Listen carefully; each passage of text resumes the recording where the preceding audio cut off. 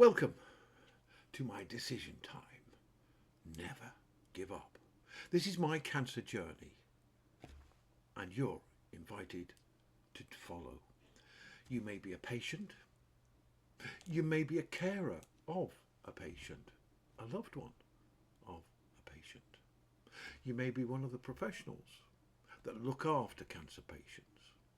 Now, I happen to have esophageal cancer, but this podcast is about cancer, not mine specifically. I am going to talk about my journey, yes, and it'll be different than your journey. But it is just a journey to beat cancer, hopefully. Now, I know that not everybody is going to have a happy journey. I know there are going to be some very, very difficult times for many of the cancer sufferers that may watch this, and the patients and the carers and loved ones and professionals that have to look after you and me. Now, I have no control, and to be honest, we have very little control over our cancers. We have professionals to guide us on that. And today, that's who I want to talk about, is the professionals who are looking after us. Now, in this particular episode, we're going to have a look at, within the hospital that I am, which is the William Harvey Hospital in Ashford, Kent, the United Kingdom. This is southeast of London, for those of you not from the UK or perhaps not knowing where Ashford is. It is a good hospital. It's had its problems in the past, but it's broken through those problems and doing very well. And in fact, the cancer department is one of the best because it actually covers a large part of the county of Kent. So we have a team, and it's nurse-led. There are consultants, male and female, but the nurses are predominantly female. We do have one or two male nurses on the team, but the vast majority are the girls who look after us. And I want to talk to you about the day I went in for my last treatment prior to my operation. Basically, whatever could go wrong went wrong. Now, I don't mean that the staff did anything wrong, and this is what I want to talk about, because they were incredible. They weren't just good at their job, they were incredible. And I'm going to cover that in a moment.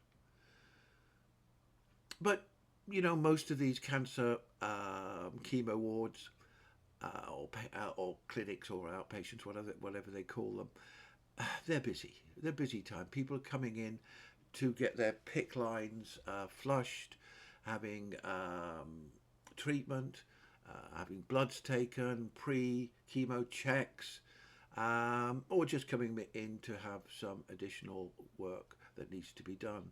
And that happened on my treatment day, where a gentleman had been in the day before, but had to come back because he didn't get enough bloods on that day. Presumably there wasn't enough available. But so, you know, that was just catching up from yesterday's work. Then I arrived. And unfortunately, no blood when they were flushing my PICC line. No blood was coming back, so nothing was coming back. So they had me doing all sorts, stretching my arms, doing everything necessary. I felt as though I was running round the ward, shaking my arms, twisting them back. They even had me lying down and stretching me. Nothing got the blood to start to flow. So they would, there I was getting a bit worried that I wasn't going to be able to have my treatment and it was going to be delayed some more. But he didn't. He sort of says, no, you're not getting away with it that easily. And he kept on doing things. But in the end, I was sent for an X-ray.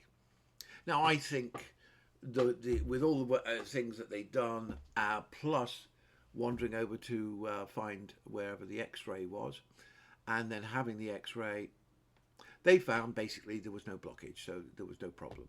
So when I got back, I was basically plugged into the medicine, and they just proceeded, and everything went fine. So I had an hour and a half to 2 hours delay because of the problem with getting the blood to flow, or the whole flushing to work. But it arranged it. So as it happened, even so, and even with the problems that are going to occur later, they got me out with just being an hour late.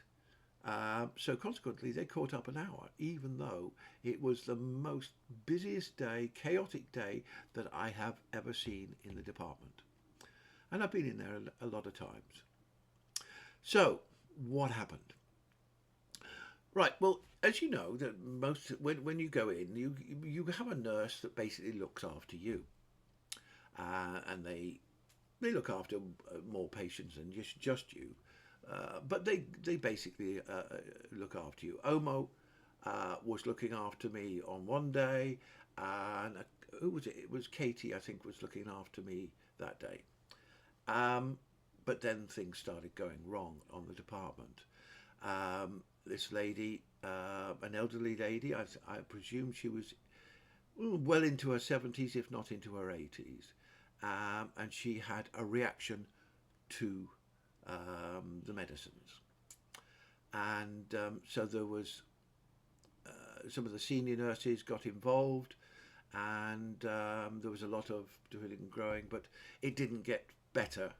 So consequently, now people from other departments started coming in. And eventually, I think there must have been 8 or 9 people, if not more, that were looking after this lady. And essentially, I believe they took her out wherever, but I was told that she was okay. But that was just one, all right? Then we had 2 more people reacted to some of the drugs, which happens. Maybe the flow was too fast for their body, or whatever. And I think that's what was happening with these 2 people, that they lowered the rate.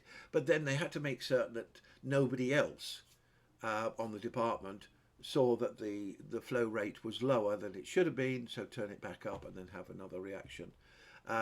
So essentially they were constantly talking amongst themselves, they're making certain that people didn't change the flow rate for these 2 people.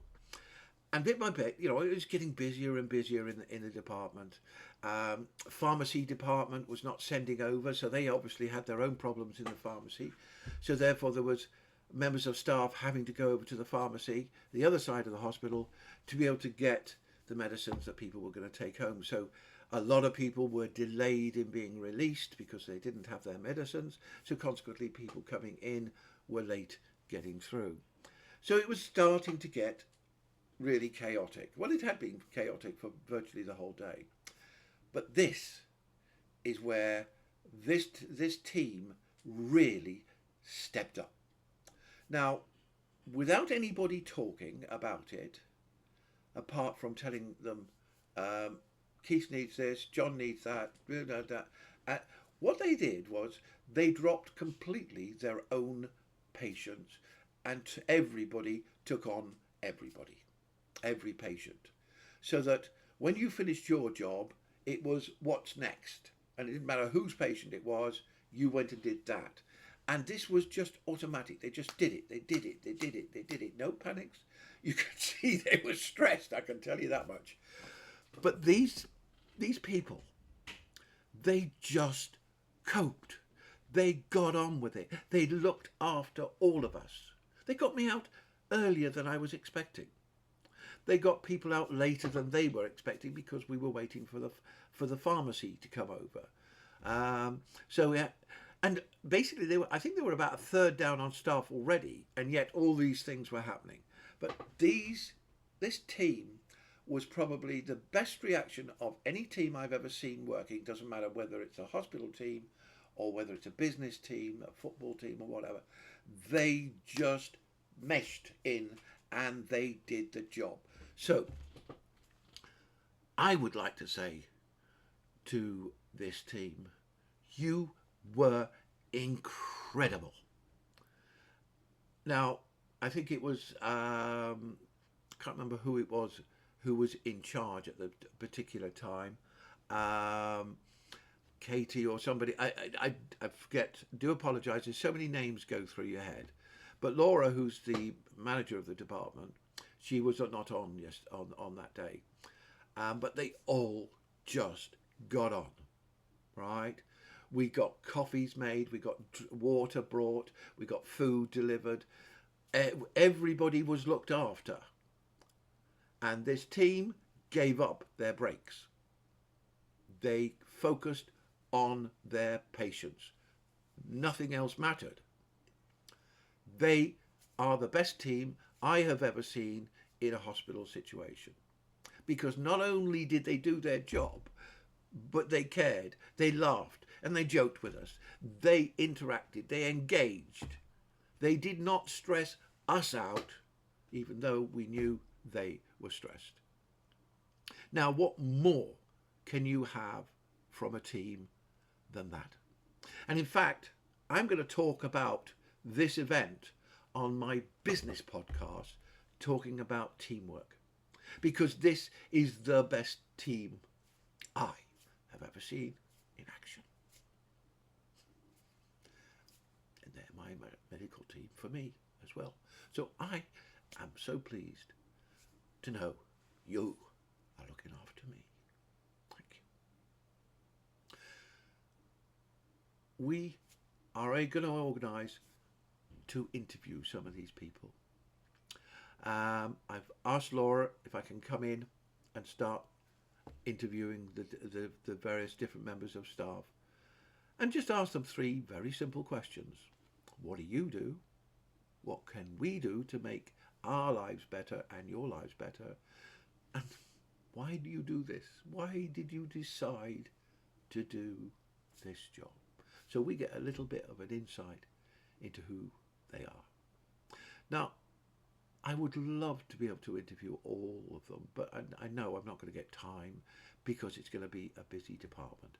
But I'll get as many of them as doing. Especially, I want to get Mandy, because Mandy wanted to pull my hairs out when she's taking off my big line. So, but she may not agree.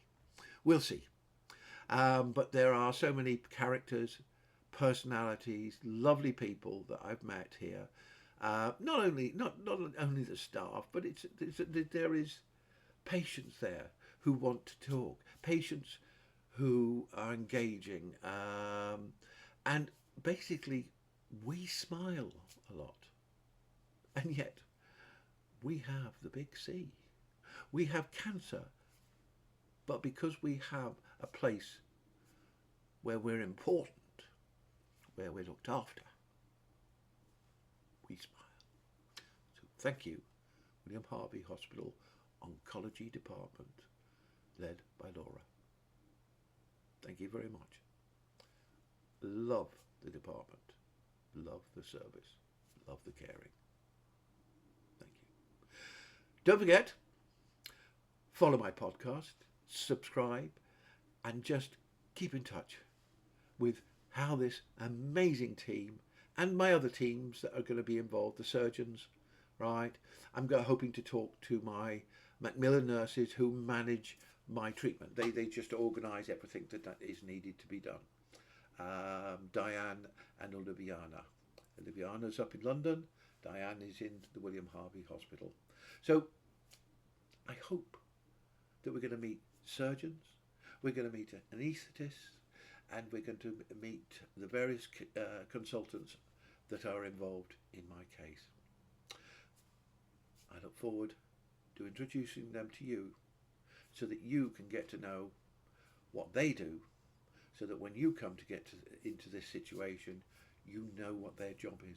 You know how you can help them to help you. Because, they may be the doctors, but they still need our cooperation. See you soon. Thank you very much.